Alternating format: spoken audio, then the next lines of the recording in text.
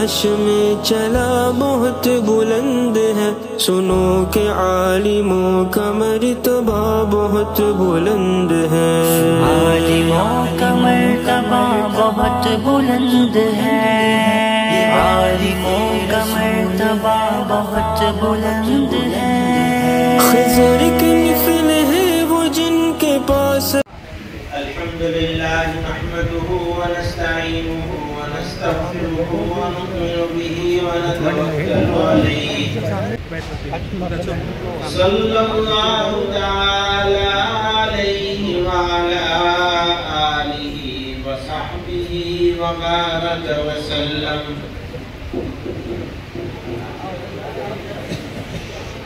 इस इजलास के सदर मोहतरम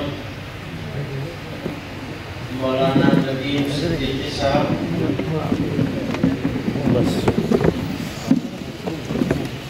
मुअज़्ज़ज़ उलमाए किराम और अरकान जमीयत,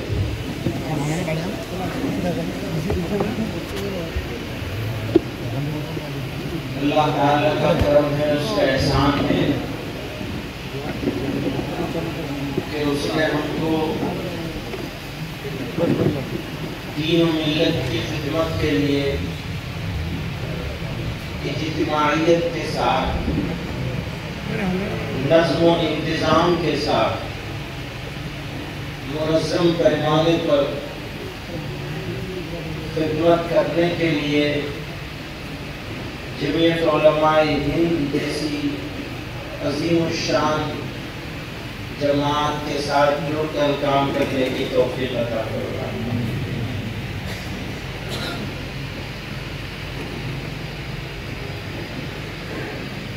सच बात यह है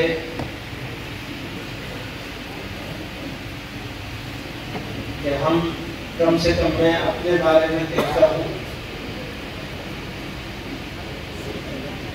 अपनी बदअमालियों की वजह से इसका अहल बिल्कुल नहीं समझता कि इस अजीम शान जमात के इस तरह की जिम्मेदारी उठाने का अहल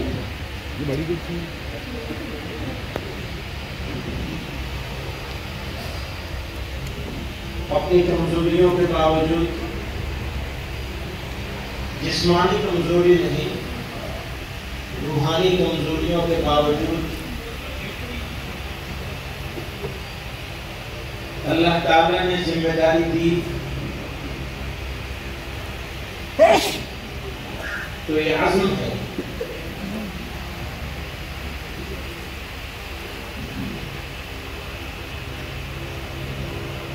कि ऐसे साथियों को चुना जाए, उनको तैयार किया जाए,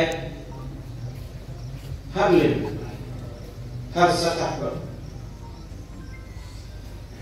जो रोजाना कुछ न कुछ काम इस प्लेटफॉर्म से अंजाम देते रहे। याद रखिएगा, दुश्मन बेदार है, होशियार है, साजिशी और मक्कार है। उसने मुल्क के गांव-गांव में अपने आदमियों को ट्रेन करके और बिठा दिया।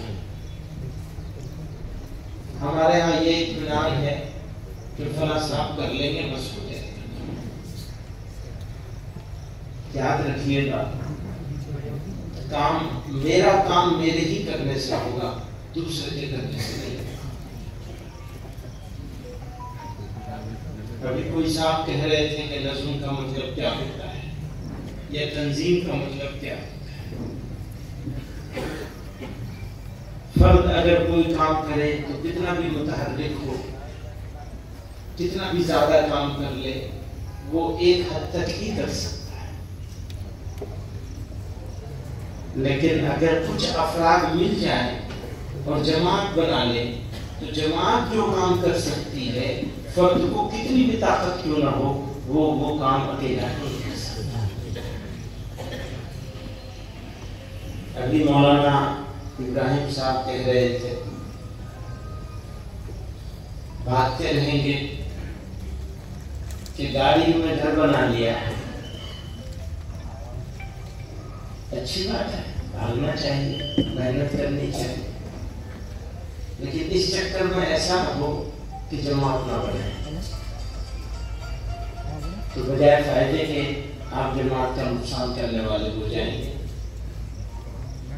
जमात का फायदा तो तब है, असल हकीकी जमात कहाँ से बनेगी? दिल्ली से नहीं बनेगी, बम्बई औरंगाबाद से नहीं बनेगी, गली से बनेगी, रियासत से नहीं बनेगी, गली से बनेगी, जिले से भी नहीं बनेगी, गली से बनेगी। पिछले दिनों मुझे मौका मिला था, मैं साथियों को जमा किया था और कुछ तरबियती मुज़ाकरा हो रहा था, सीखने सिखाने की बात हो रही थी। मुंतखब लोगों को हम लगातार जमा कर रहे हैं, कभी दिल्ली में, कभी कहीं, कभी कहीं। तो मैं उनसे कह रहा था कि भाई, अगर मैंने जिस जगह पर ये मौलाना नदीम साहब 2009 की बात बता रहे थे, 2006 में मौलाना असद मदनी रहमतुल्लाह अलैह का इंतकाल हुआ और ऐसा मौका आया कि जमीयत में काम की तरतीब को लेकर, औहदे को लेकर नहीं, काम की तरतीब को लेकर इख्तलाफ हुआ। इख्तलाफ के नतीजे में कारी उस्मान साहब रहमतुल्लाह अलैह सदर बना दिए गए। मैं बम्बई आया तो यूसुफ चारोलिया साहब ने, शायद यूनुस भाई दुक्का के घर में, उससे कहा कि अभी मतलब तुम कारी उस्मान साहब को हटा दो, खुद सदर बन जाओ। याद है आपको? मैंने उनसे कहा था उनकी जिंदगी में 14 साल कारी उस्मान साहब रहमतुल्लाह अलैह सदर रहे। मुझसे लोग कहते थे वो बड़ी जल्दी सदर बन गए। तो मैं आज आपसे कहना चाहता हूँ, देखिए ये किस्सा किसी और वजह से नहीं सुनाया, इस वजह से सुनाया जो बात आगे मैं कहने वाला हूँ। मैं लगातार पिछले 2 सालों से कह रहा हूँ जब उलमा हिंद की मजलिस मुंतजिमा के एजेंडे में डलवाई, मैंने डलवाया, मेरी तहरीर से डाला गया वो एजेंडे में कि जिला, सूबा और मरकज 2 कलीदी ओहदे होते हैं, एक सदर का, एक जनरल सेक्रेटरी का। चाहे जिले में हो, चाहे सूबे में हो, चाहे मरकज में हो, 2 कलीदी ओहदे होते हैं।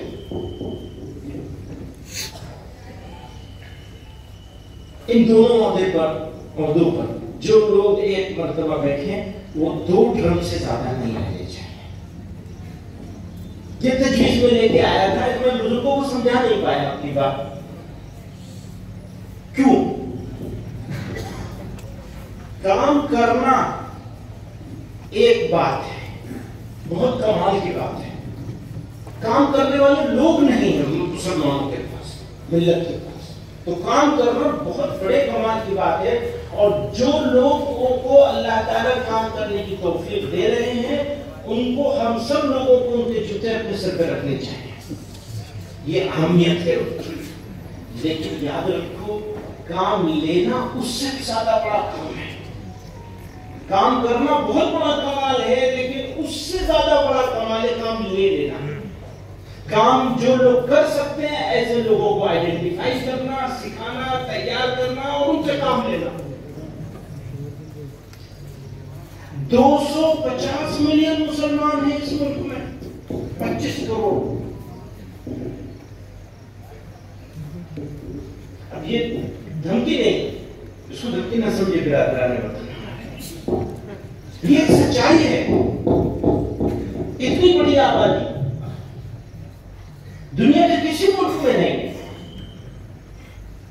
और हम कहां हैं? अगर हम बिरादराने वतन के मुकाबले की बात करें तो भूल जाइए खुद मुसलमानों के बीच में हम कहां हैं। थोड़ी देर को इसको दूसरी तरह कहता हूं, हमारे पास 8 करोड़ के करीब बच्चे हैं। 25 करोड़ लोग हैं तो 40% हुआ करते हैं। मोटे तौर पर हम 8 करोड़ मान लेते हैं, 17 करोड़ मानते हैं, क्योंकि कानूनी तौर पर 17 करोड़ है। तो 17 करोड़ निकाल लो तो 8 करोड़ होते हैं बच्चे।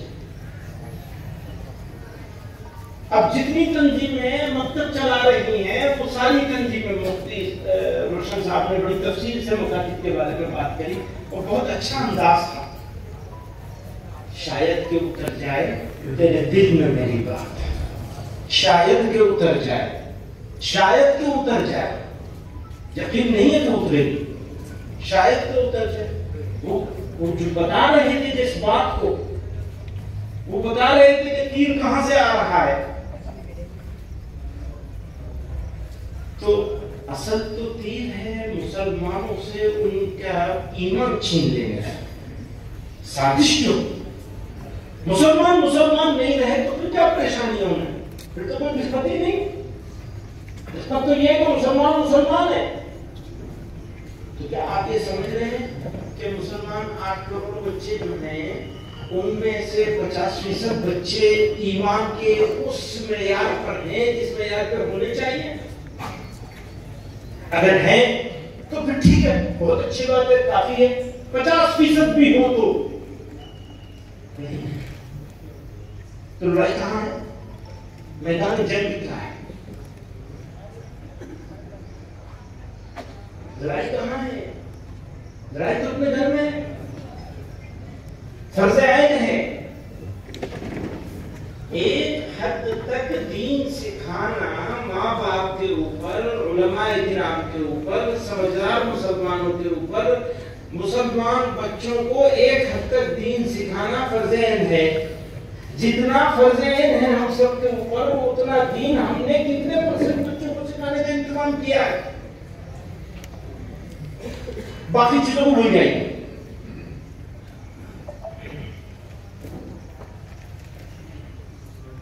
जितने काम हम सब कर रहे हैं, जितने काम हम सब लोग मिलजुल के कर रहे हैं, उन सारे कामों में सबसे जरूरी काम क्या है भाई? प्रायोरिटी तो तय करनी पड़ेगी ना, काम की अफजलियत की बुनियाद तो तय करना पड़ेगा कि अफजलियत में 1 नंबर पे ये वाला काम है, 2 नंबर पे ये वाला है, 3 नंबर पे ये वाला है, 4 नंबर पे ये वाला है। अगर वो हम तय करने में कामयाब हो जाए और उसके मुताबिक अपना एक्शन प्लान बना ले,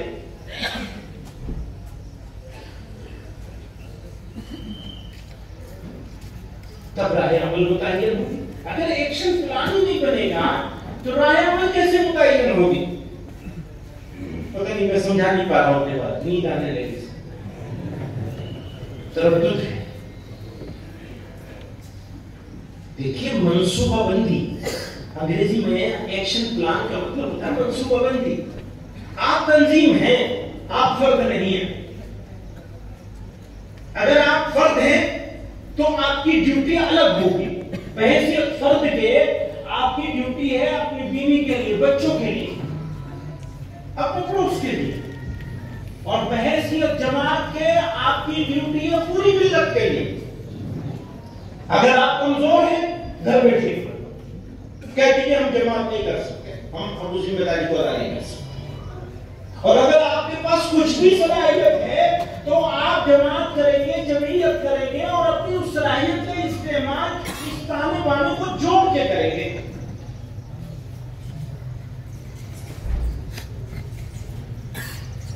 अगर नहीं कर रहे और ये इत्मीनान हो गया कि बस जुड़ गए काफी है, हाँ जुड़ना भी बहुत है, ये भी याद रखिएगा।